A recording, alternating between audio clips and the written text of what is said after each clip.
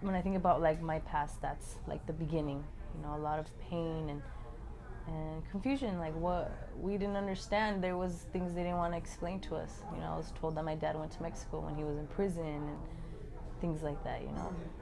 And then just growing a little bit older into like my teenage years, I just rebelled, and I was very, very angry, and just a lot of anger. I just think about the past, and I think of anger, and then that just turned into using and drinking and being out and being in the street at a very young age, just to numb myself.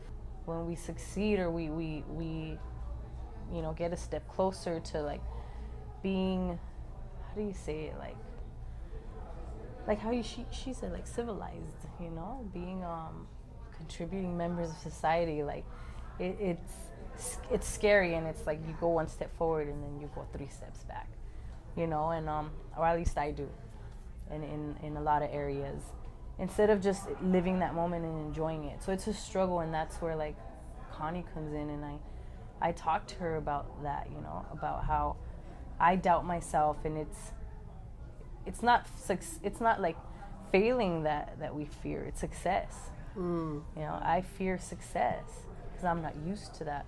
I'm used to failing, like it's familiar, and and that's just the cycle that I've been in, but it gets better every time. You know, it is selfish in a different area than what she was talking about.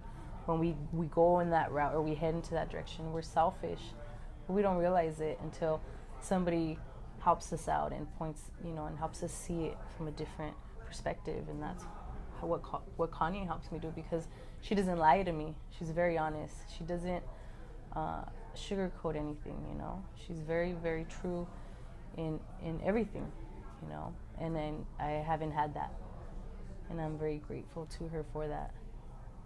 That's how our relationship started, and it changed my perspective of Connie. She's just not some volunteer that comes and, like how she said, just comes and gives and leaves. She genuinely cares and wants to be involved and wants to get to know you. And that's when it changed, when I became willing to get to know her too, and introduce her to my children and things like that, you know. Everything about my life is wholesome and healthy, and I can't get over the capacity I have to love, because I've spent most of my life hating to protect myself.